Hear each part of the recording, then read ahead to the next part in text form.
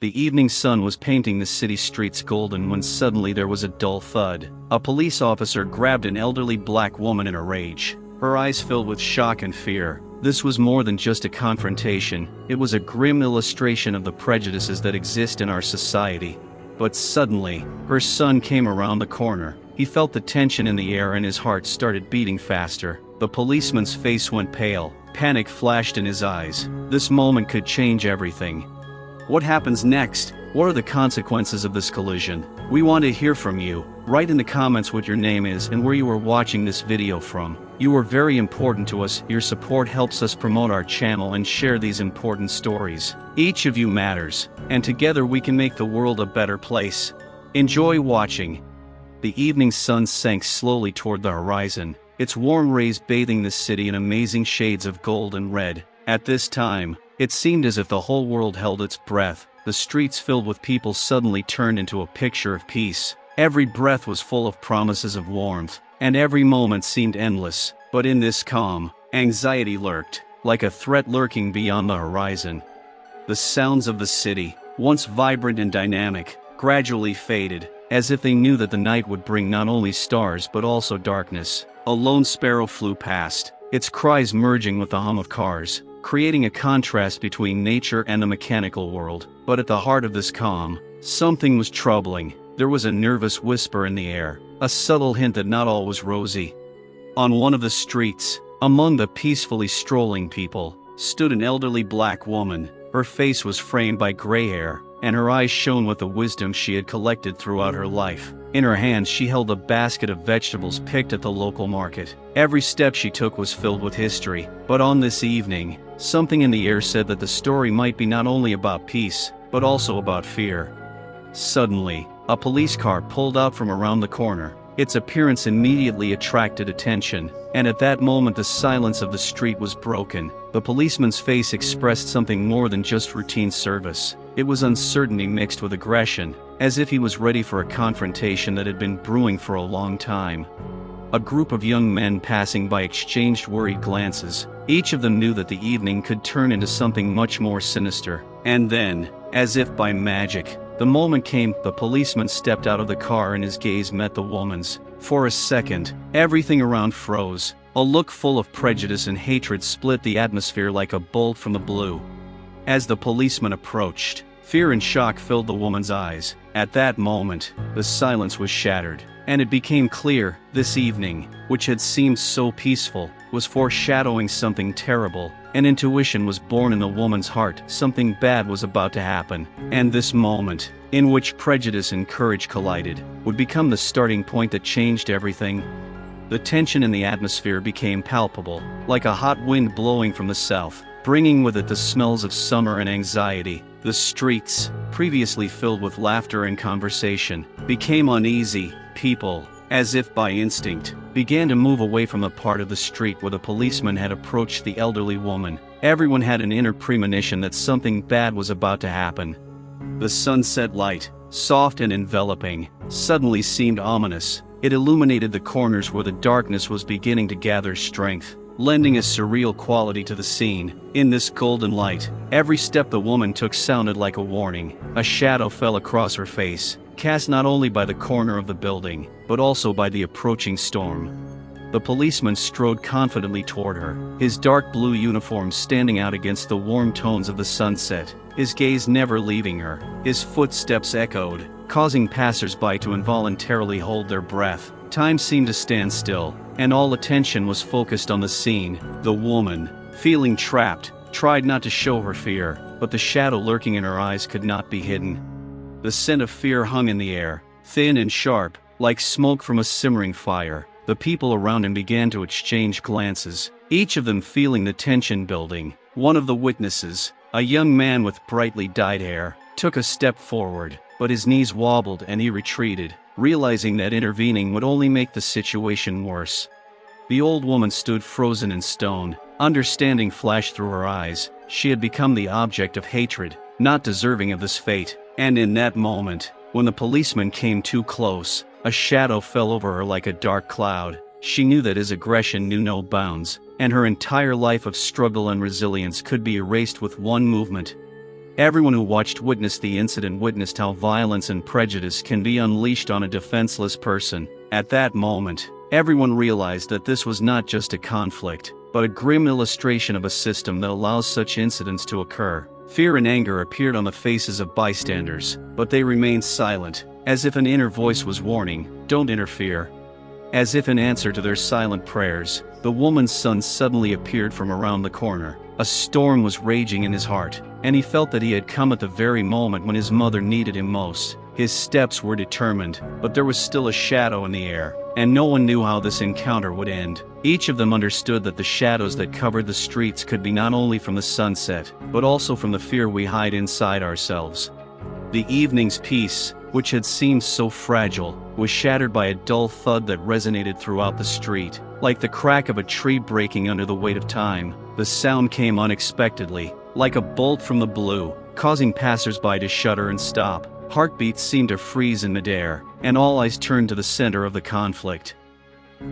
The policeman, who had vented all his aggression, suddenly grabbed the elderly woman by the shoulder and pushed her as if she were nothing more than an obstacle in his path. She lost her balance and barely managed to stay on her feet. Her basket of vegetables slipped from her hands and hit the ground with a dull sound, scattering the contents across the asphalt. Carrots, potatoes and greens rolled in all directions, as if symbolizing a broken life and dreams. The son's heart, just arriving on the scene, began to beat faster, causing a surge of adrenaline. He felt rage and fear mingle in his chest. This conflict was not just a skirmish, it was an attack on his mother, on their family, on everything they had been through. His eyes filled with determination, and he could not let this continue.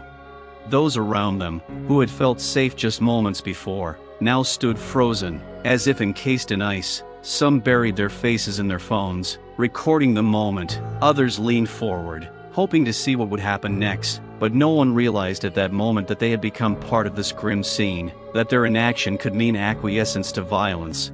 "What are you doing?" the son shouted, his voice cutting through the silence like a well-aimed arrow. The words hung in the air, causing weariness. The policeman turned around, and his eyes reflected confusion mixed with anger. He did not expect that anyone would dare to challenge him. The woman, standing in fear, tried to raise her head and meet his gaze. Her voice trembled, but she said, "I did nothing." It was not just a statement, it was a cry for justice, that there was no room for hatred in her soul. The son took a step forward, and the tension grew, like a taut string about to snap. He knew this could all end badly, but he couldn't stand by and watch his mother being humiliated and insulted. The policeman, feeling threatened, raised his voice, "Take your hands off and calm down." His words sounded like an order, but there was no certainty in them. This momentary storm of emotion turned the evening upside down, and people began whispering, some even shouting calls to action. Chaos grew around them as the silence that seemed eternal was torn apart. Everyone waited for this conflict to unfold, knowing that this evening would change their lives forever. The policeman took a furious step toward the old woman, his face contorted with anger. Tension grew in the air, like a storm about to break. People around him began to shrink, standing still, waiting. Suddenly he grabbed her shoulder, pushing her back sharply. The woman lost her balance and fell with a thud onto the pavement, her basket of vegetables slipping from her hands and breaking. The contents scattered, like a metaphor for her life, shattered in an instant.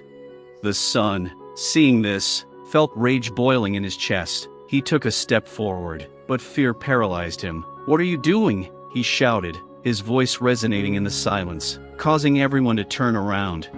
The policeman, staring at the woman, seemed not to hear. She tried to rise, meeting his gaze with difficulty. "I didn't do anything," she said, her voice strong despite the shock. The son continued to approach, unable to stay away. His eyes reflected his determination to protect his mother. The policeman noticed him approaching and turned around, aggression flashing in his gaze. "Get your hands off," he thundered, his voice sounding like an order. The atmosphere became so tense that it seemed like it could be torn apart. Everyone present froze, holding their breath, realizing that this moment could turn into something much bigger. Every heart beat in unison, and everyone waited to see how this conflict would unfold. Horror and shock were reflected in the old woman's eyes as the policeman grabbed her shoulder. Time seemed to stand still and the world around her seemed to fall apart. She tried to comprehend what was happening, but only panic was growing in her mind. Her heart was pounding in her chest as if it wanted to break out, and every second seemed to drag on forever. When she fell to the pavement, the world around her fell silent. Only the sounds of scattered vegetables could be heard. Like dull blows, carrots, potatoes and greens rolled in different directions, leaving behind traces of unfulfilled hopes and tears. At that moment, thoughts flashed through the woman's mind that she was just returning home, shopping for dinner. Her lips trembled and her chest tightened with fear. She tried to rise, but her legs seemed to refuse to obey. It was as if all her strength had left her, and she felt small and helpless again, just like when she had first encountered prejudice. When she finally met her son's gaze, a spark of hope lit up her eyes, but it only lasted for a moment. The policeman continued to lean in, and she felt threatened again. The aggressor's gaze said more than words, "You don't matter." The son, seeing his mother suffering, jumped to his feet. "Let her go!" he screamed, his voice full of despair and anger. This cry, tearing the silence, seemed to awaken everyone around. People began to whisper. Someone tried to take a step forward, but fear paralyzed their actions. The woman's screams, mixed with those of her son, filled the air, creating a powerful wave of emotion. She finally said, "Please, no!" And these words, full of pain and humiliation, made people's hearts tremble. She did not want to be a victim, but at that moment her life was on the line. Her fear was palpable, it was in the air, and no one could ignore it. It was the first screams that broke the silence, turning silent observation into active participation. People began to realize that this was not just a conflict, but a reflection of deeper issues that affected each of them. This moment, full of horror and emotion, became a turning point at the moment when fear turned to determination. As the policeman leaned over the elderly woman, his face reflected the prejudice that permeated his actions. His gaze was full of disdain, and his lips were twisted into a sneer, as if he were looking at something low and unworthy. Every movement he made spoke of the disrespect he felt not only for the woman, but for her entire existence. His uniform was emblazoned with emblems and signs meant to represent protection and law, but in that moment they became mere symbols of a system that allowed such behavior. There was no goodwill in his gestures, only aggression, and that aggression revealed the deep prejudices ingrained in his mind. The policeman's gaze darted between the woman and those around him. He knew his actions were shocking, but that only fueled his hatred, as if he wanted to show everyone that he had the right to do whatever he wanted. Ignoring human dignity, there was no sympathy in his eyes, only arrogance and confidence in his impunity. The old woman lying on the pavement felt her heart fill with bitterness. She saw his face contort, as if he was enjoying the moment of humiliation, and her pain was just part of his selfish notion of power. Her memories of abuse, of struggling against prejudice in society, came flooding back, and she knew that this moment was not just her personal struggle, but a symbol of a larger problem. The son, watching this, felt rage well up inside him. His eyes flashed with anger as he looked at the policeman. He saw that he was not simply defending order. He was personifying a system that allowed such hatred to be legitimate, and that system seemed to be using him as a tool to enforce its rules. When the officer shouted the order to remove his hands, there was no sympathy in his voice. It was just the cry of a powerful man who felt he was the master of others' lives. People around him froze, realizing that this encounter was just the tip of the iceberg, and beneath the surface were years of racial bias and systemic oppression. The moment was a powerful reflection of the problems many people were facing. The woman at the center became a symbol of the fight against bias, and the policeman's face, filled with hatred and contempt, bore the marks of a system that continued to oppress and divide people by the color of their skin. The crowd gathered around the stage froze, as if under an invisible spell. The neighbors' gazes, full of shock and confusion, riveted their attention to the conflict unfolding before their eyes. People stood holding their breath, fear and anxiety mixed in their hearts, and not one of them dared to take a step forward. Some of the witnesses were acquaintances of the woman. They knew her as a kind and sympathetic neighbor, always ready to help. Now, seeing how she was being humiliated, they felt helpless. Their eyes met. They exchanged silent questions. What to do? How to intervene? But everyone remained on the sidelines, fearing the consequences. The woman lying on the ground was more than just a victim. She was a symbol of a community that embodied kindness and solidarity. Her eyes were filled with tears, and her bitterness heightened the guilt of those watching. Each of them wondered why they weren't intervening. How could she be left alone with such horror? Some neighbors whispered among themselves, their words full of bewilderment. "This is our neighborhood. How is this possible?" they asked, not believing their eyes. But although they sincerely sympathized, fear of the policeman and possible consequences paralyzed their actions. Each of them knew that intervention could turn against them, and this added another note of tension to the atmosphere. One of the witnesses, a young man with bright hair, felt anger rising inside him. He saw his neighbors watching the scene, but no one made any move to intervene. His heart was pounding, and he knew that if he didn't say anything now, they would all be complicit in this injustice. He finally gathered the strength to do something, but as he stood there, he felt fear taking over. There was a woman in the crowd, her hands shaking. She held her youngest son close, her eyes full of tears and confusion. She knew this could happen to any of them, but as she watched the policeman, she felt a darkness tightening around her heart. "It's not my problem," she whispered to herself, but deep down she knew that this inaction was already part of the problem. The neighbors' eyes focused on the woman, and each of them understood that this event was not just her story. It was a reflection of what happens in society when fear and prejudice take over humanity. And although no one dared to intervene, their hearts were full of determination, as if there was some unspoken truth in their silence, waiting to be spoken. The moments that tore through the silence fell on the old woman like cold rain on a cloudless day. Every new sound, every movement of the policeman were like sharp thorns piercing her dignity and self-esteem. In the eyes of the assembled neighbors, she felt not only a victim, but also an exposed object of ridicule and contempt. As she lay on the pavement, her body was in a helpless position, and the feeling of physical vulnerability was unbearable. Every beat of her heart echoed in her mind as a reminder that her life could be destroyed in an instant. She felt fear squeezing her chest, making her choke, and she knew that every moment of humiliation left a mark that could not be erased. The policeman leaned towards her and continued to make threats and contemptuous remarks. His words fell on her like blows, and each one found an echo in her soul. She could not believe that someone who was supposed to protect people was capable of such a thing. Her mind searched for ways to escape this nightmare, but the reality was too cruel.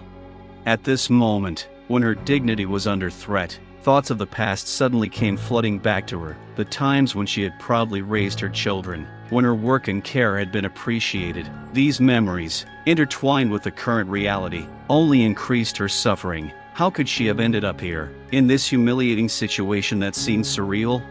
The neighbors' eyes were on her, full of sympathy but also fear. She could see some of them turning away, not wanting to witness this humiliation, and this feeling left her with even more pain, not only physical, but emotional. Her anger at the policeman mixed with anger at those who remained on the sidelines. The son, standing at a distance, felt his heart breaking with pain for his mother. He couldn't understand how the world could be so cruel. Every moan she made set him on fire. He was ready to intervene, but he knew that would only add fuel to the fire. But staying away was even harder. He felt his mother's humiliation reflected on him, and he couldn't stand that she was forced to suffer in silence. These moments, filled with fear and humiliation, became part of her story, not just hers, but the story of everyone around her. The system they lived in allowed this scene to unfold, and everyone watching understood that this was not just an incident, but the reality of life they all faced. In that moment, shame, fear, and pain intertwined, and they became not just witnesses, but participants in an unbearable struggle for dignity and respect. Lying on the cold asphalt, the old woman felt waves of memories wash over her, carrying her into the past, as if into a forgotten world. Every new sound, every dull blow, and the policeman's disdainful look only increased the feeling of unreality of what was happening. She closed her eyes, and a life full of joy, sorrow, and struggle unfolded before her. Dreams came into her mind. She remembered holding her son's hand as she walked to school, how proud she was of his success, how she read him bedtime stories. Her thoughts were carried away to a time when life seemed simpler and prejudice had not yet burned her soul. But then the memories turned to dark shadows, scenes of pain. She remembered walking home from work one day and being confronted by a group of young men who insulted her, calling her names that weren't just verbal attacks but symbols of prejudice and hatred. She felt as vulnerable then as she did now, but her pride wouldn't let her break. She didn't show them her weakness, even though she was terrified inside. "Why am I here again?" she thought, tears pressing on her eyelids. Memories of suffering, of her dreams of peace and justice being shattered against the walls of prejudice, filled her mind. She remembered how, despite the difficulties, she had tried to raise her children with love, teaching them to respect others, regardless of the color of their skin. "I wanted them not to know this horror," she whispered to herself, looking at the asphalt on which she lay. Her thoughts went back to the day she had first seen her husband, when his kindness and care had filled her heart with hope. Remembering their dreams for the future together, she felt that warmth, forgotten in the storm of fear, fill her again. But then reality set in again, and a shadow of loss appeared on her face. He was gone, and now she was alone, struggling in a world filled with hatred. "Why do I have to put up with this?" she asked herself, her anger beginning to flare. She remembered how, while standing in line at a store, a woman had looked at her and turned away with disdain. The gesture seemed to capture the full weight of the prejudice she had faced throughout her life. With each new wave of memories, her resolve grew stronger. "I can't let this go on," she thought, feeling a storm rising inside her. Her fear, mixed with bitterness and anger, became a source of strength she hadn't realized until that moment. She remembered all those who suffered, those who had no chance to fight, and she felt responsible for them. Now, as she lay on the pavement, facing prejudice head-on, a spark of hope ignited in her heart. This moment of humiliation was not just the end, but the beginning of a new fight, a fight for dignity, justice, and the rights of all those who had been forgotten. The memories of the past were not a burden, but fuel for her determination, and she knew that this fight could not end without her. The moment the policeman leaned over the elderly woman, her entire world began to crumble around her like a house of cards. The street she had always considered a safe place became an arena of violence and humiliation. Every element of her normal life, every familiar sound and smell, was enveloped in a sense of anxiety that pressed on her chest, making it difficult to breathe. She had always loved this neighborhood. There were neighbors she socialized with, children playing in the yard, evening walks under the stars, but now it all seemed distant, as if she were in another world. Shouts and whispers echoed around her, and familiar faces took on expressions of shock and confusion. Every movement, every moment seemed heightened to the point of urgency, and even the wind that had once brought her refreshment now felt like a cold torrent of betrayal. The violence that had unfolded before her eyes had destroyed not only her dignity, but also the atmosphere of the community in which she lived. Now the neighbors who had once been so close began to drift apart. They hid behind windows, avoided eye contact, and even the simplest exchange of words seemed impossible. Fear had taken hold of them, like a dark shadow filling the familiar streets, depriving them of any sense of security. The neighbors' sympathetic glances were now filled with fear. People who had once greeted her with a smile now stood aside, unwilling to be part of this nightmare. They could no longer be simple neighbors, they had become witnesses, and this status kept them rooted to the spot, unable to act. Every scream and humiliation that happened in front of the crowd felt like tears in the fabric of their shared world. The woman remembered moments when neighbors gathered for holidays, shared joy, supported each other in difficult times. Now that spirit of unity was on the verge of disappearing, leaving only fear and mistrust. For her son, watching, this moment was a turning point. He felt his world, once filled with hope and light, now filled with darkness. Every sound, every movement of the policeman caused a storm of emotions in him: anger, helplessness, the desire to protect his mother, but also the fear of losing her. He felt his childhood slipping away, forced to face a cruel reality that was destroying everything familiar. The violence didn't just destroy a specific moment, it permeated the life of an entire community, leaving behind broken connections, lost trust, and endless unanswered questions. Simple joys like sharing dinners or evening walks became memories of a brighter time. Misunderstandings and hatred began to fill the voids where friendship and support had once been. In that moment, the woman realized that the violence she was experiencing reflected a deeper problem, not just her personal tragedy, but the tragedy of an entire society. She felt the world crumbling around her, but in that destruction, a new strength was born. Her determination to fight, despite her fear, began to grow like a fire in the darkness. She knew that although the world she knew was broken, the new reality required courage and unity to restore it. That moment marked the beginning of her fight, not only for herself, but for everyone who had ever experienced such humiliation. Lying on the cold pavement, gripped by fear and humiliation, the elderly woman felt the need to call for help blazing inside her. An image of a telephone appeared in her mind, that good old device that was always there when she needed to share joy or call for help in a difficult moment. But now, in this terrible moment, the call she had to make seemed unattainable. Her hands shook with tension, and her fingers felt unresponsive, as if they were trapped in invisible chains. She knew she should call someone who could help, friends, neighbors, human rights activists, but instead she stayed where she was, locked in her own fears. The thought of not being able to make that call weighed on her like a heavy weight. She remembered how in the past, when things went wrong, she could always ask for help. Thinking back to the times when she could only call her neighbor and say, "Please help," she now felt that sense of hopelessness that comes when every attempt is futile. All those moments when she laughed with friends, swapping stories, seemed distant, like old photographs. Her mind, tired from the struggle, conjured up images of her son. If he were here, he would know what to do, she thought, and that feeling added to her pain. But somewhere inside, a desire flared up to not remain indifferent, not to give in. This moment of humiliation was not just an event, but a starting point where she realized that her voice mattered. She looked back at the policeman, who continued to ignore her, his expression like stone, merciless and cold. There were people standing around, but they were just watching. Each of them, despite their good intentions, were paralyzed by fear. This fear was like a shadow enveloping everyone, and she felt that she had to change the situation.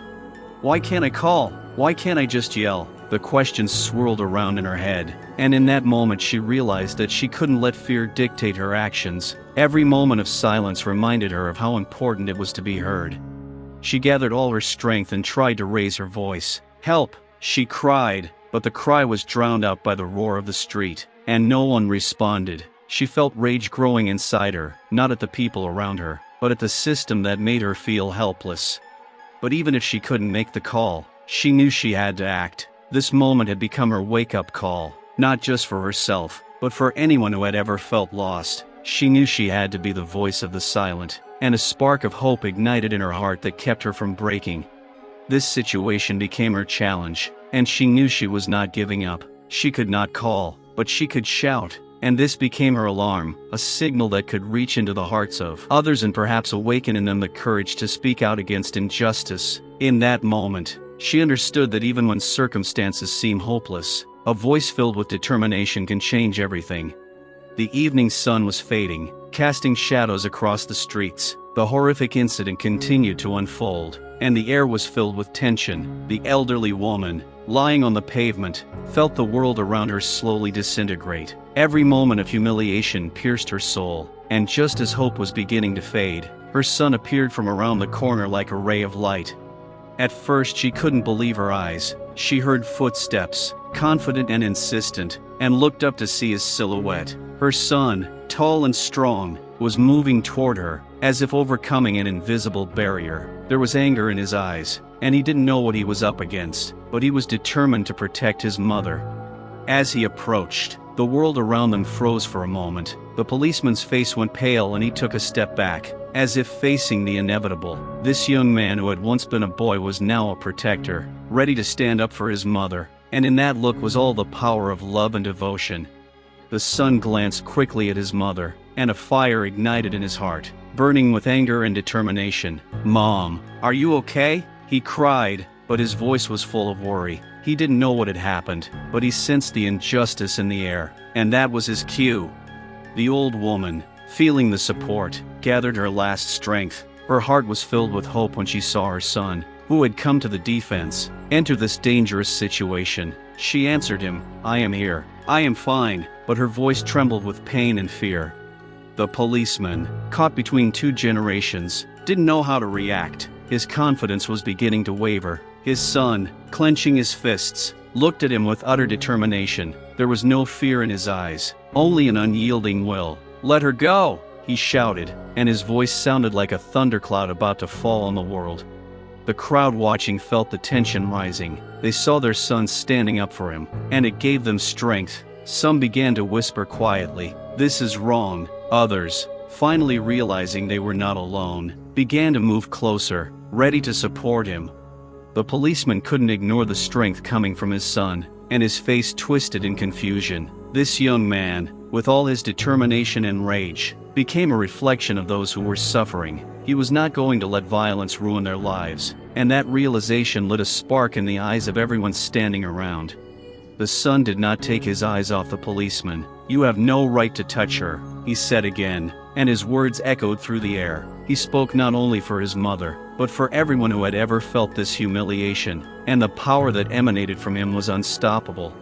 The old woman, lying on the pavement, felt her fear gradually fade. She looked at her son, and pride was reflected in her eyes. In that moment, she realized that their bond was unbreakable, and in his eyes burned the same fire that once warmed her heart. This was not just her son, this was her protector, her hope for a better future. The inner peace she had sought had become a part of her. She knew that even in the darkest hours, you could find strength and support in those who loved you. And now, with her son standing on the horizon, ready to fight injustice, her heart was filled with the hope and courage she had thought she had lost. This moment was not only the culmination of their struggle, but also the beginning of a new era in which, together, they could confront any evil that threatened their lives. As the sun approached, the tension around them became almost palpable. The air seemed thick with anticipation, and every breath was heavy with excitement. The people gathered around began to whisper, their eyes darting between the policeman and the young man who stood in defense of his mother. In that moment, the world around them ceased to exist. There were only the three of them, and every movement felt like a powerful blow to the heart. The son, clenching his fists, walked forward, his confidence growing with each step. He knew he had to act, and that gave him strength. He saw his mother lying on the asphalt, and her suffering was unbearable for him. Thoughts were spinning in his head. How could this happen? How is this acceptable? He knew that now was not the time for doubt.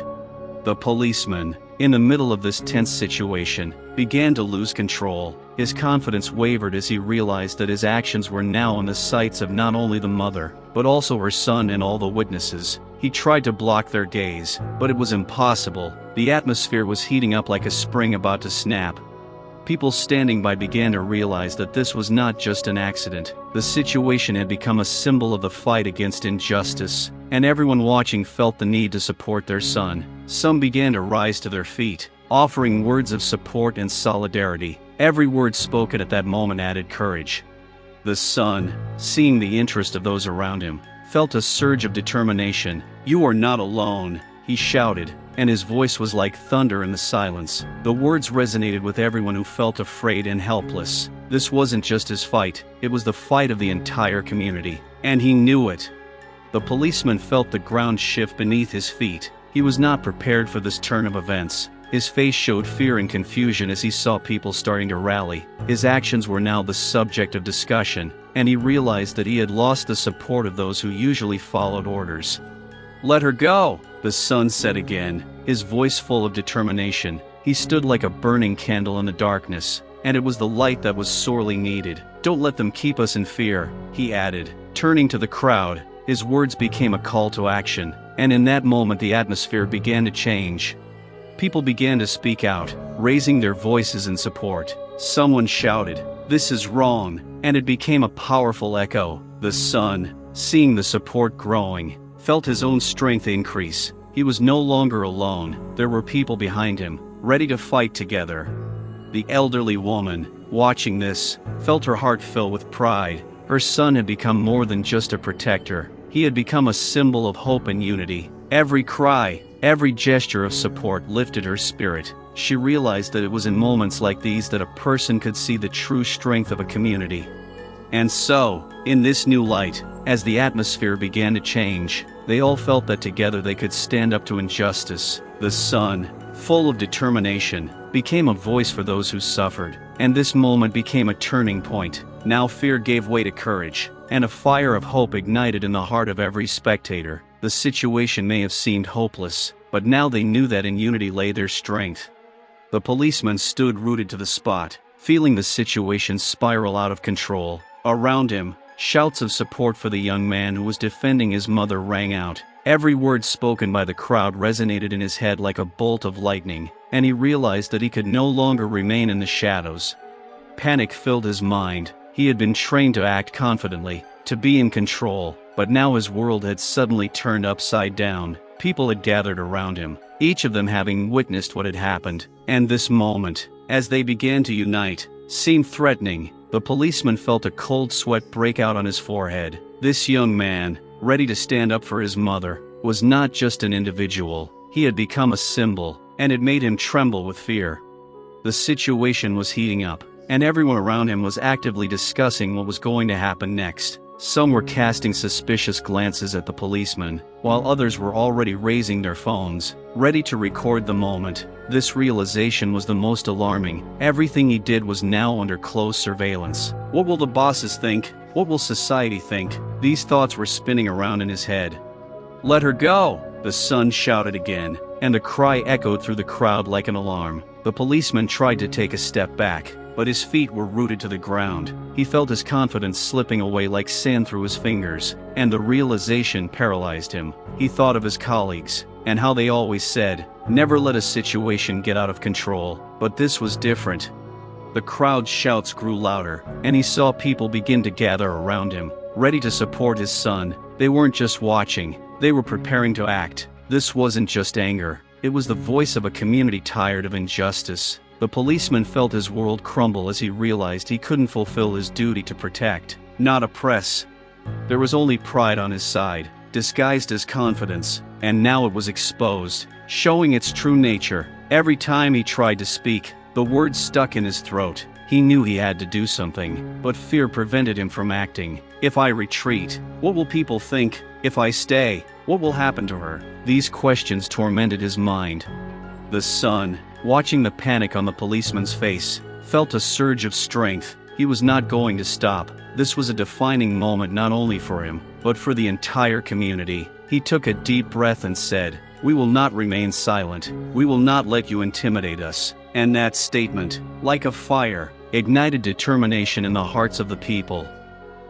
Irritation flared inside the policeman, but he knew that anger would no longer help. "Get it together. Get it together," he whispered to himself, but there was a quagmire in his voice. He felt that he was losing the support of his colleagues. Their looks were full of condemnation. Each of them probably wondered how he had allowed the situation to go so far.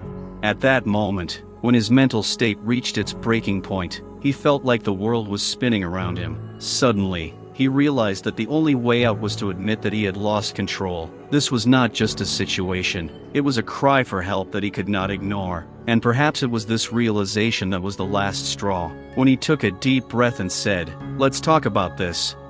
These words, spoken with a slight tremor, were a signal that he was ready to turn to reason. It was his last effort to bring the situation back under control. But now he knew, the fight for justice would not stop until everyone was heard.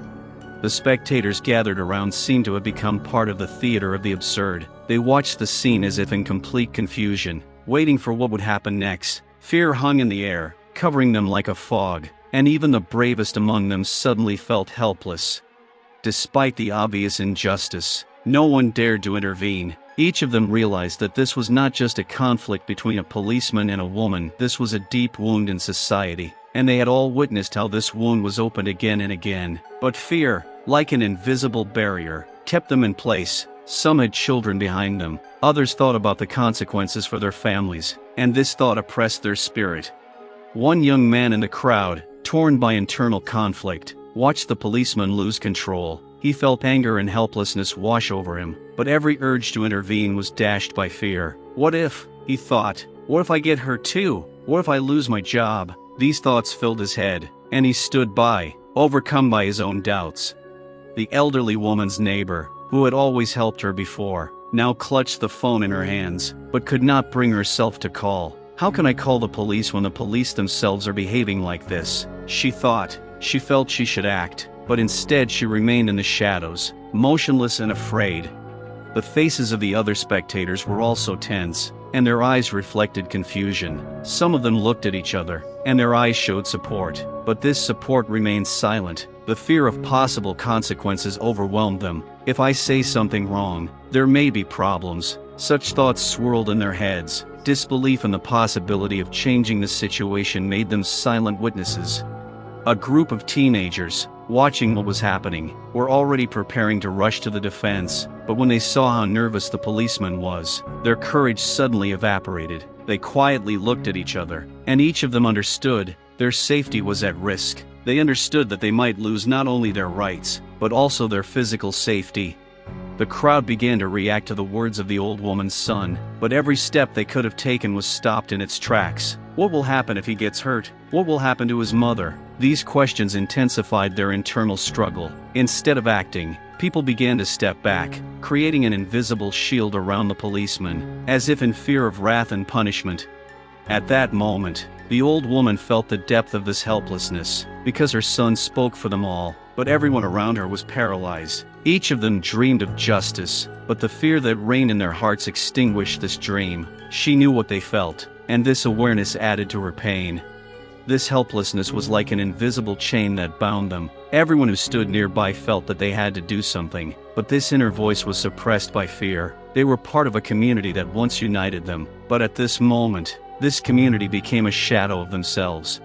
And as the situation escalated, the inner turmoil continued to grow. Each of the spectators felt guilty for their silence, but this realization only deepened the fear. The helplessness of those around them was not only their personal misfortune, but also a reflection of a society where silence was sometimes perceived as the best solution. And it was in this silence that the real evil lay, the lack of action when it was so necessary.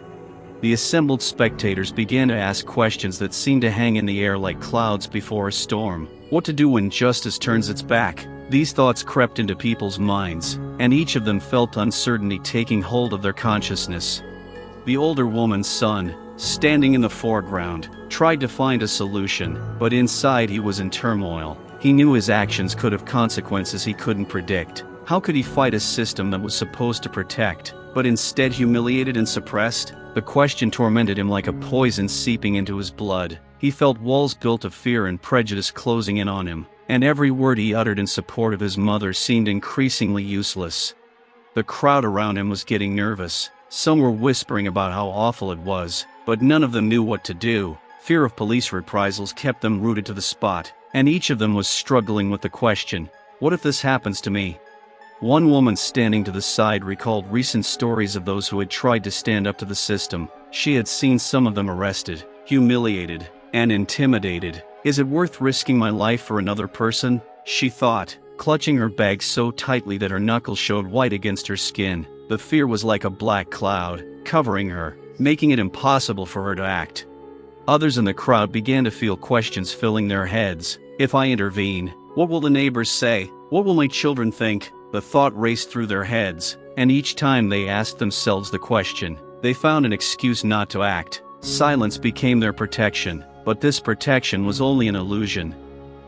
Suddenly, one of the men in the crowd, who had looked confident before, looked scared. He was remembering his own story, how his own brother had faced police violence and how he had stood by. How can I watch that happen again? He thought, gritting his teeth. What if that happens to someone close to me? His heart was pounding, and he felt fear gripping him like the claws of a beast ready to tear him apart.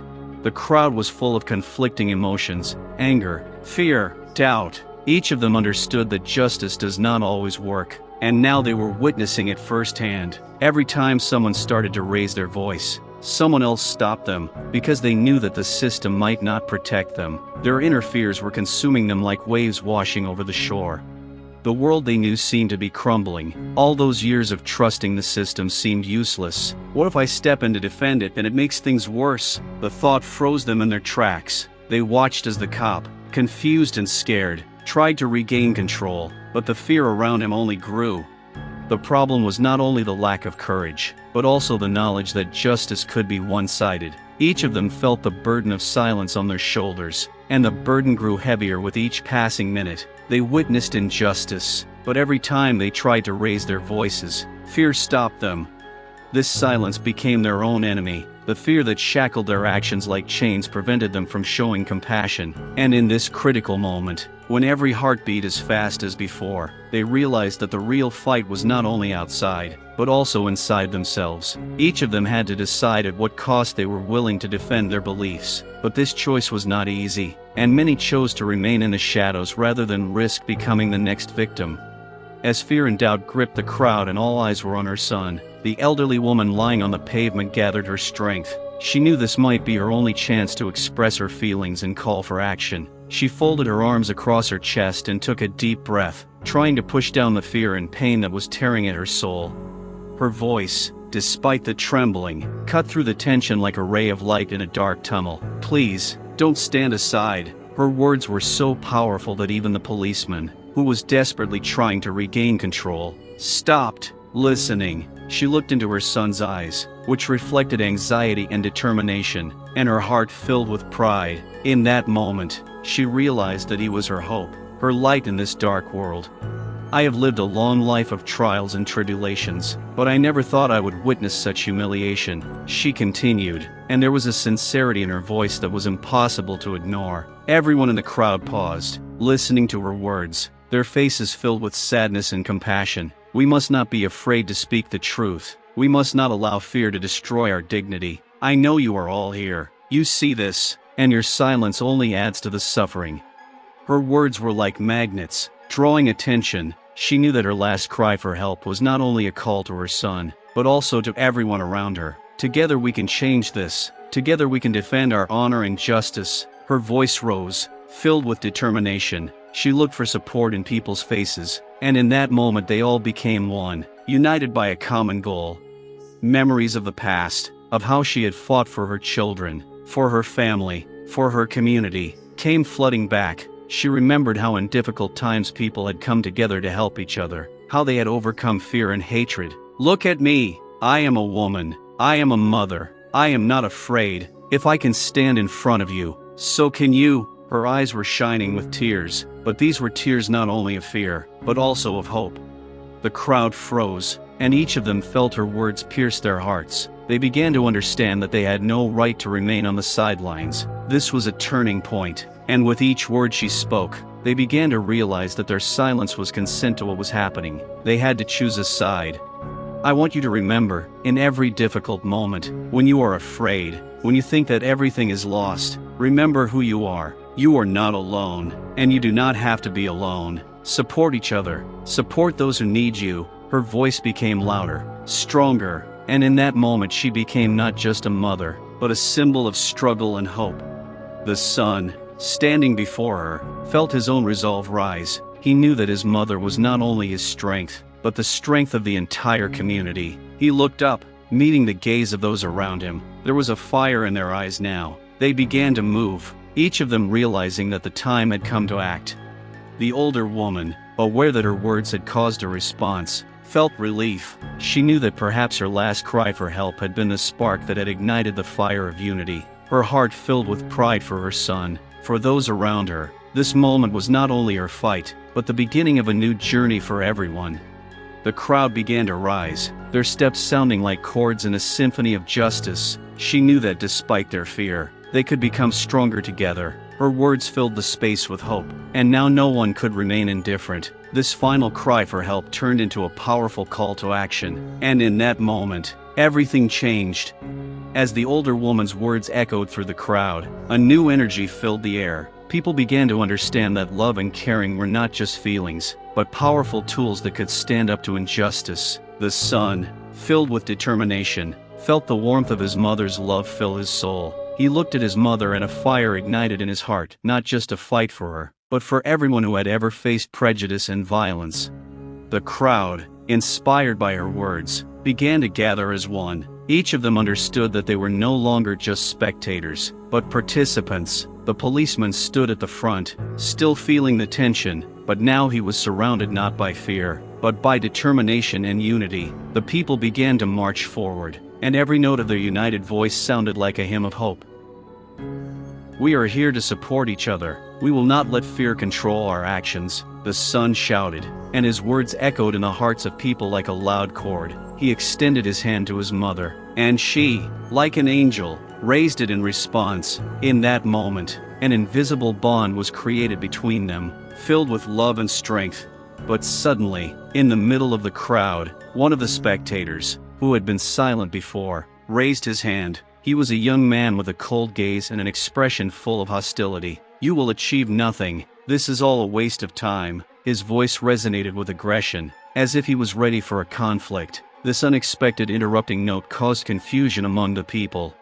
The son, not expecting such a reaction, stopped. Feeling his confidence begin to crack, he turned to the man, and his eyes lit up with anger, but also a desire to understand. "Why do you think that? Can't you see that we are fighting for justice?" The question burst from his lips, and the crowd froze, waiting for an answer.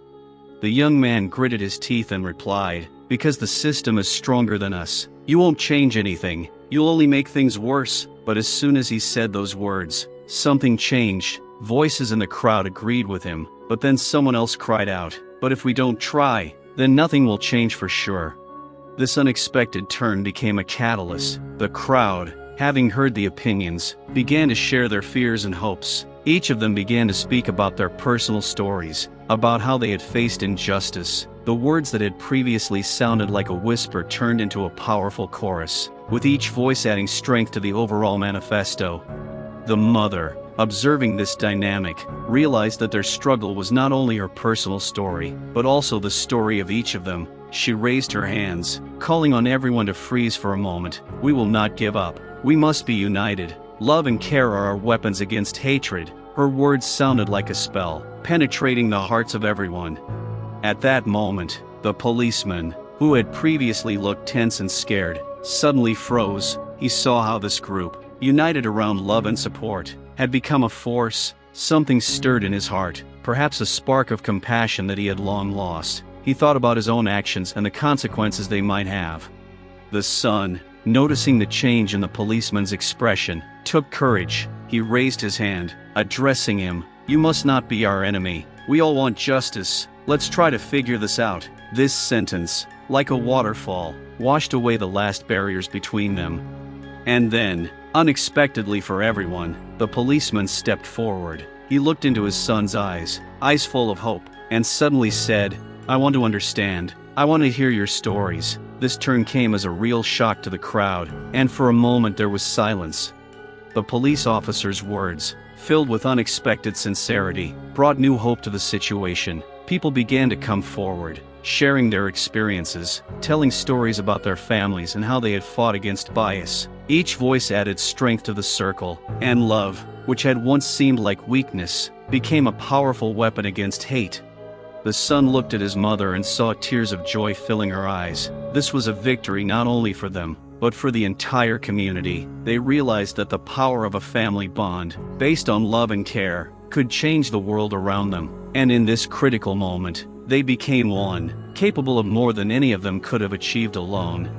The elderly woman lying on the pavement felt the bitterness of humiliation fill her heart. Every moment spent surrounded by spectators and a policeman was a test not only of physical strength, but also of spirit. She understood that in such a situation it was easier to give in to despair, but deep inside her there was an unshakable fire that did not allow her to give in.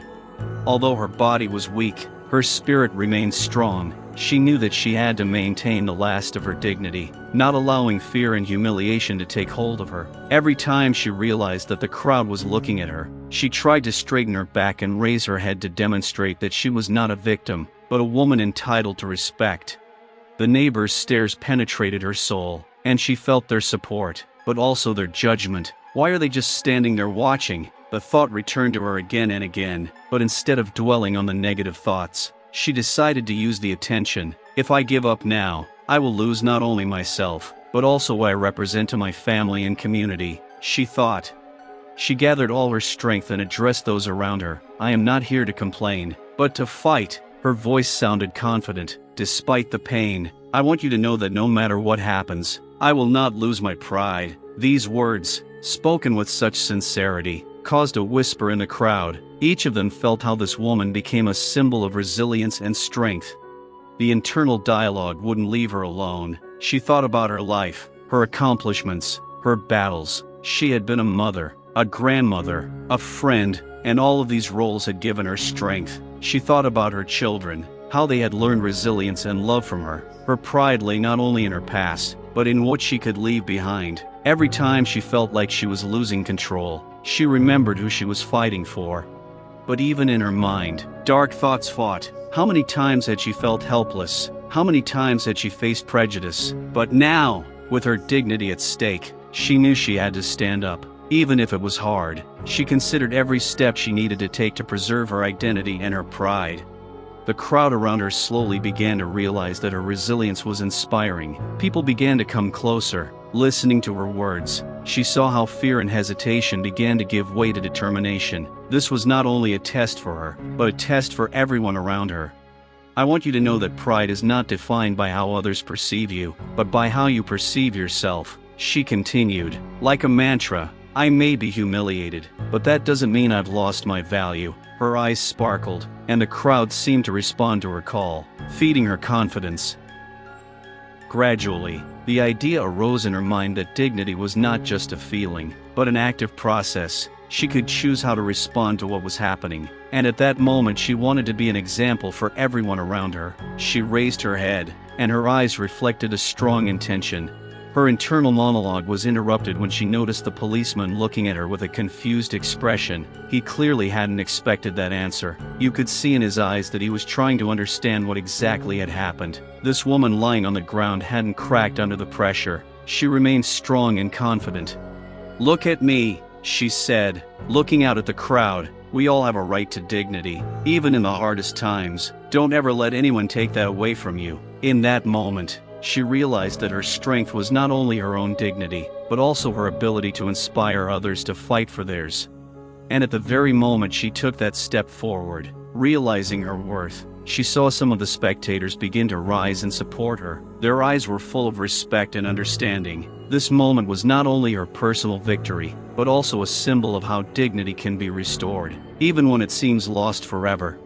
The policeman stood like a statue, frozen between truth and prejudice. His inner demons were fighting in his eyes, and as he watched the scene, he felt their influence growing, like a storm gathering in the sky. His face, initially fearful, now showed a mixture of anger, confusion, and dejection. He knew he was supposed to protect, but instead he became the embodiment of fear and aggression. Every time he looked at the older woman trying to maintain her dignity, his own inner conflicts surfaced. How did I end up here? He wondered. This moment was the culmination of his life, the moment when his actions had consequences he could not ignore. Memories of joining the force, full of ideals and a desire to protect the innocent, flashed through his mind. He imagined himself as a hero fighting for justice, but life in practice was much more difficult. Every call, every shift brought not only adrenaline but also remorse. Sometimes he wondered if he was doing the right thing, but the fear of losing his job, his identity as a police officer, always overwhelmed these thoughts. As he swung his arm to hit the woman, there were voices in his head, voices that told him it was necessary to maintain order. He didn't realize that by doing so, he had become part of a system that operated on fear and violence. This internal conflict was exacerbated when he saw how his actions were leading to condemnation rather than understanding. Now, looking at the faces of those around him, he felt like he was being treated with hatred and contempt. In their eyes, he had become an aggressor, not a protector. It was painful, and he was beginning to understand that being a police officer was not just a form of power, it was a responsibility he had perhaps forgotten. A voice inside him whispered, "You can stop, you can make the right choice." But that voice was fighting with others, with those who said weakness was unacceptable. A battle was unfolding in his mind. He knew he had to defend his position, but at the same time he knew it was against his human nature to do so. His hand, frozen in midair, was shaking. He was fighting his own demons, and these moments of hesitation were becoming more frequent. He thought of his family, how proud they were of him, how they expected him to always be on the side of truth, and suddenly, in his head, what if I betray them? Fear, oppression and depression overwhelmed him, and he suddenly realized that on his shoulders lay not only his own fate, but also the fates of those whom he had beaten, humiliated, who suffered humiliation from him. He noticed how a woman, not wanting to give in, sincerely fought for her dignity, and this became a mirror for him in which he saw his true self. Slowly his views began to change. He suddenly felt that there was no longer aggression on his face, but only confusion and fear. He began to understand that he could be part of the solution, not the problem. This revolution inside him became a powerful push. He slowly lowered his hand, allowing pride and humanity to awaken inside him. This moment became decisive. The policeman realized that he was at a crossroads, to continue being an aggressor or to take a step towards understanding and compassion. The face of the aggressor became the face of a man who finally began to realize his strength not in violence, but in the ability to change himself and the world around him. There was a tense atmosphere in the air as the witnesses began to realize the scale of what was happening. A crowd had gathered around, and their faces reflected a range of emotions, from horror to anger, from fear to determination. Each of them felt their silence now turning against them, like a knife that was being driven deeper into their conscience with each passing minute. At first the crowd merely watched, but gradually murmurs of discontent began to be heard. People whispered among themselves, and their whispers grew like a storm about to break. Why is no one intervening? Why are we just watching? These thoughts pierced the minds of the bystanders, and a feeling of guilt began to take hold. Everyone realized that by standing aside, they themselves were becoming part of the problem. Different types of people stood out in the crowd. Some were recording what was happening on their phones. Some were just watching in shock, but there were also those who were gathering the courage to speak out. A young woman with red eyes full of tears raised her voice. "This is wrong. We can't stand aside." Her words, like a wake-up call, provoked a reaction from others. People began to discuss what to do. Some spoke of the need to call other authorities. Others suggested coming closer to show support. This wave of condemnation began to gain momentum, and it became not just a response to violence, but a symbol of unity and solidarity. The eyes of the bystanders turned to the policeman, full of indignation. He no longer looked as confident as before. His face was white, and his eyes were confused. The crowd began to realize that their united voice could have power. "Don't be afraid. Let's act together," shouted the man in the blue shirt, his words full of energy and determination. The public condemnation took many forms. Some began to gather around the elderly woman, offering her support and comfort. Others turned their anger on the police officer, asking questions that demanded answers. "How can you do this? And where is your humanity?" A young man standing at the edge of the crowd tried to steer the conversation in another direction. "We need to get help. We can't leave her here." His words sparked in the hearts of the people, and they began to realize that simply standing by was not an option. There was a growing need to do something important, something that could make a difference. Some of the bystanders began to raise their hands, demanding that the policeman move away. "Leave her alone," they cried. This growing anger became a powerful tool for pressure. People realized that they had power, the power to speak, the power to act, the power to unite against injustice. There was an older man in the crowd who, remembering his own experience, approached the police officer and said, "You must remember that you serve us. It is not your job to intimidate. We are all human beings, and we all have the right to be respected." That moment was a turning point. A man who represented wisdom and experience spoke words that captured the mood of the crowd. At that moment, the policeman, aware that every look, every word was directed at him, felt his inner demons begin to give way. The public condemnation of his actions became not just criticism, but a mirror in which he saw himself and his actions. He realized that his role, which he had once considered unquestionable, was now being questioned. Like an echo, each new statement from bystanders added to the pressure. People began to band together, becoming a human shield around the elderly woman. Public condemnation was no longer a reaction to an event, it had become a movement that demanded change. This moment became history not only for her, but for everyone around her, a reminder that silence is not an option, and that supporting one another is a force that can change the world. When the old woman's son appeared on the horizon, his steps reflected determination and courage. He understood that his presence now could be a turning point not only for his mother, but for everyone who was nearby. The crowd froze, looking at him with hope and anticipation. Everyone understood that this moment could change everything. As his son approached, a new tension filled the air around them. He was not here to simply observe, he had come to act.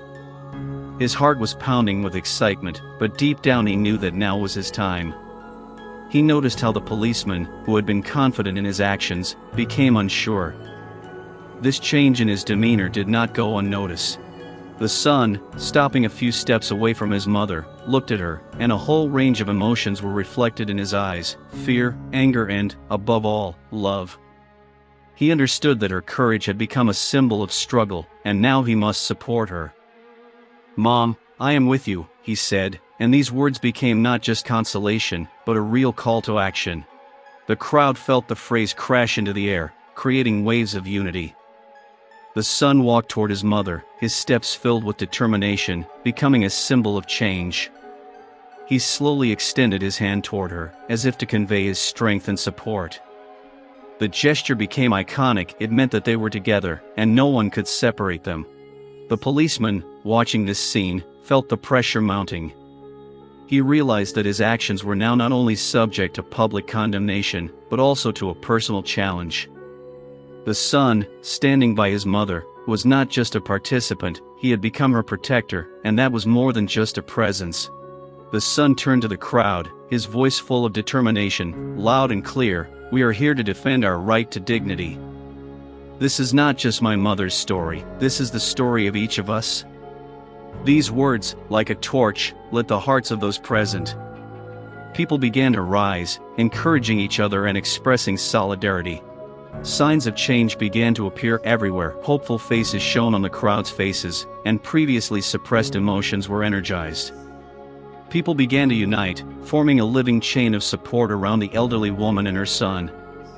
This moment was not just an act of protest, but a true demonstration of the power of community and love. The son, feeling that his words had found a response, continued, "We will not allow hatred to rule our lives. We demand respect, we demand justice." His confidence was infectious, and soon the crowd began to respond in chorus, creating a powerful manifesto filled with the spirit of change. The policeman, watching this, knew that his world, based on power and fear, was crumbling. He felt a transformation taking place within him, from an aggressor to a person who could choose who he was. With each cry from the crowd, he realized more and more that he could be part of the change.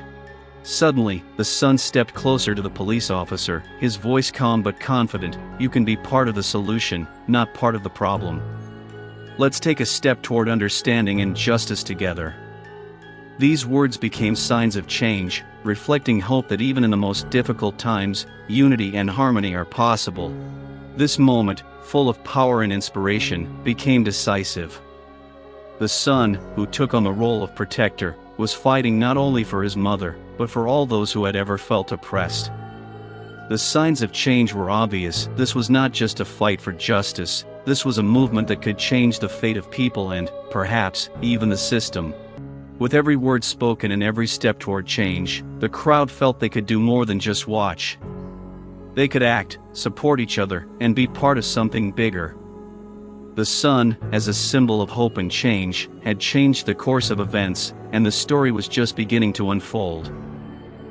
Suddenly, there was silence. This moment, which seemed like an eternity, became a turning point in the raging ocean of emotions. Everyone around froze, as if nature itself had stopped breathing, waiting for what would happen next. Even the wind, which usually whistled between the houses, froze in this tense anticipation, creating the feeling that time had stopped flowing. The son, standing next to his mother, felt his heart beating in his chest. He looked into the policeman's eyes, and in that gaze two worlds met, a world full of fear and hatred, and a world filled with hope and determination. That momentary silence became an arena for the internal struggle of everyone present. The crowd, which had just been indignant, was now silent, watching the events unfold. Every breath felt like it was the only sound in the world. People exchanged glances, and in their eyes you could read hope and fear. They understood that at this very moment, anything could happen, a peaceful resolution of the conflict or its escalation. The policeman, still holding his gun, realized that all eyes were on him. He felt his shoulders growing heavy with pressure. This moment was not just a physical test for him, but a psychological one. Doubts warred within him, and in the silence he heard his own voice asking, "What are you doing? Where is this leading?" The son, looking at his opponent, collected all his thoughts. He understood that he had to be strong not only for himself, but also for his mother, for everyone who looked at them with hope. He said in the silence, "We are not against you, we are against violence. You can choose what you will be." These words pierced the air, and silence enveloped the space again. Every moment of silence increased the tension. people began to understand that this was not just a time of waiting, but a time of choice, a time when everyone could be part of the change. This silence, full of uncertainty, suddenly took on a new meaning. It was not just a pause, but a call to action. Despite her vulnerability, the older woman, encouraged by her son's presence, raised her head. She looked at the crowd and, unable to contain her emotions, said, "I'm not afraid. I know we can change this." At that moment, her voice filled the space with strength and fortitude. The silence began to dissipate, giving way to new feelings. The crowd, filled with energy, began to whisper, "We are with you." These words, coming from so many mouths, became a kind of hymn of unity. Everyone felt that they were not alone, that their strengths added up to something greater. Moments of silence were now transformed into moments of hope. The policeman, still frozen in place, began to realize that this challenge was not just a challenge to him, but to the entire system. He felt the weight of choice on his shoulders, as much as he wanted to maintain control. These moments of silence told him that true strength lay in understanding and humanity. And in that silence, in that expectation, like a sign of change, something amazing happened. The son, without taking his eyes off the policeman, took a step forward. This gesture became a symbol of new hope, a new force that could change the course of events. He said, "We can build a world where everyone is respected. Let's start from here." The silence that had once been filled with fear was now filled with determination and anticipation of change. Everyone present felt that this was not just a moment, but the beginning of something important.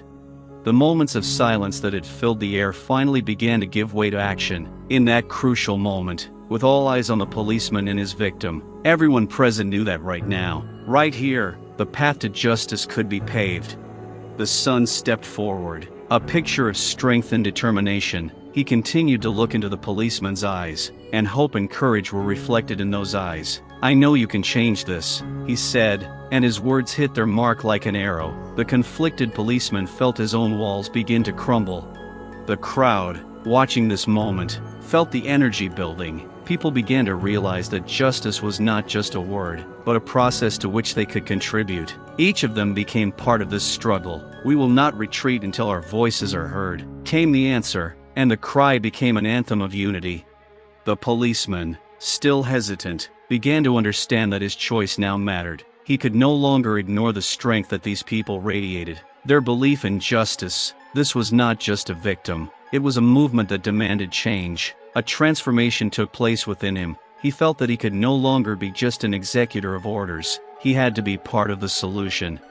At that moment, the elderly woman, feeling the support of her son in the crowd, gathered her strength and said, "I am not just a victim. I am a mother. I am a citizen, and I have the right to be respected." Her words sounded like a mantra, resonating with everyone nearby. They were not only her words, but the voice of everyone who has ever experienced bias and violence. The policeman, realizing the gravity of his actions, looked down. He felt that he had the power to change everything. "I don't know what's going to happen next," he began, his voice shaking but no longer aggressive. "But I'm willing to listen to you. I'm willing to understand." This admission was a turning point, marking the beginning of a new chapter. The crowd burst into applause, knowing their voice had been heard. Everyone felt their efforts had not been in vain. The path to justice had opened not through violence, but through dialogue and understanding. People began to speak out, sharing their stories and experiences, creating a space for discussion and understanding. The son, emboldened by the changes, continued to say, "We are here to support each other, to create a world where everyone is heard and respected." His words resonated with those gathered, and it became the beginning of their common fight for justice. At that moment, the policeman, standing before the crowd, felt his role change. He was no longer just a guardian of order. He was a participant in a process that could change the system. His decision to take responsibility became a landmark, opening the door to understanding and change. The path to justice was not easy, but it was at that moment that his real story began. He realized that beyond the humiliation and prejudice, there was room for growth and learning. That moment was a signal to everyone that change is possible if we are willing to listen to each other and work together. Those gathered began to realize that each of them could be part of this journey, and although there were still many obstacles ahead, they were ready to go through it together. Every step, every word became a contribution to the common cause, and this moment, which once seemed like an episode, now became the beginning of something much greater, a movement towards justice based on understanding, respect and love. Even though that night became a symbol of change and unity, the aftermath of the violence lingered in people's minds like a raw wound. Time passed, but the scars left on their souls and hearts continued to remind them of what had happened. Every face, every voice in the crowd bore the imprint of those events, and even as they looked to the future, the memory of the violence still hung over them. The son, now the protector of his mother and the community, knew his role extended far beyond that one evening. He saw how his mother, despite her resilience, continued to suffer from the aftermath of the incident. Every memory of that moment of humiliation echoed in her heart with pain and fear. She tried to be strong, but the shadows of the past sometimes overshadowed her joy. For both of them, the experience was not just a personal trauma, but also part of a larger story, the story of their community. Neighbors and friends who lived through the moment also felt the effects. Some of them began to ask questions. What can we do to prevent this from happening again? And how can we support each other through this? The memory of the violence became a catalyst for unity, but also a source of deep anxiety. Community meetings became regular. People gathered to discuss not only their experiences, but also ways to prevent future violence. They understood that change required action as well as talk. Each of them sought to create an environment where respect and fairness would be the norm, not the exception. The son, inspired by his mother's passion and the determination of his neighbors, took the initiative. He organized support groups and training courses that taught people how to respond to injustice and how to protect each other. The memory of violence became not only a reminder of what had happened, but also a stimulus to action. People began to realize that the fight for justice requires constant attention and effort. But with the memory of violence came a dark side. Fear continued to haunt many. Some could not forget that evening. Their dreams were filled with nightmares, and the memory of the trauma haunted them like a shadow. Confrontations with the police left them panicked, and even a simple encounter with a uniform could bring them back to that terrifying moment. The elderly woman, despite her resilience, often wondered, "Will I ever feel safe again?" This question tormented her and her family, making each new morning a challenge. They knew that the need to fight for their safety should never be forgotten, but it also meant that they had to constantly work on their inner state. The family and community began to look for ways to heal. They found support in art, music, and history. Creativity became a way for them to express their feelings and experiences. Many began to write, draw, and sing, turning their fears into works of art. These creations not only served as a way to process the trauma, but also strengthened their unity. Those gathered at community gatherings shared stories, allowing others to hear about pain and joy, suffering and triumph. These encounters became places where the memory of violence could be transformed into a tool for change. They began to understand that while violence leaves deep scars, it can also become the basis for new strength and cohesion. Over time, the memory of violence, instead of being a burden, began to be seen as an opportunity. People realized that they could use their experiences to educate others, create a safer future, and support each other. The journey was long and difficult, but it was also full of hope. Eventually, the memory of violence became not only part of their history, but also part of their identity, a symbol of resilience and a desire for justice. Every step along the way strengthened their community, turning pain into strength and opening new horizons for future generations. The bright blue morning spilled out into the streets as the community came together to celebrate their strength and unity. They knew that despite all the trials they had endured, every moment was a step towards change. The older woman, now surrounded by the support of her family and neighbors, felt that even the darkest memories could be transformed into strength. Her eyes shone with wisdom and hope as she shared her story at a community celebration of justice and unity. Her son, standing next to her, was proud that their experience had become a catalyst for change. Not only had the community recovered, but it had become more united, ready to protect each other and work to prevent future violence. Every citizen gathered in the square knew they were not alone. The memory of the violence now served not only as a reminder of what had happened, but also as a signal that together they could create a new world based on respect and justice. And although the path was not easy, Each of them knew that they had become stronger through the hardships. This new dawn became a symbol of their unity and aspiration for a better future, where everyone could live without fear and be heard. Dear viewers, we are very interested to know your opinion about our story. What do you think about its main themes? Have there been any cases of racism in your life that you would like to discuss? Your thoughts and experiences are very important to us, and we value each of you. If you enjoyed this video, don't forget to like and subscribe to our channel so you don't miss new stories. Thank you for being with us and have a nice day.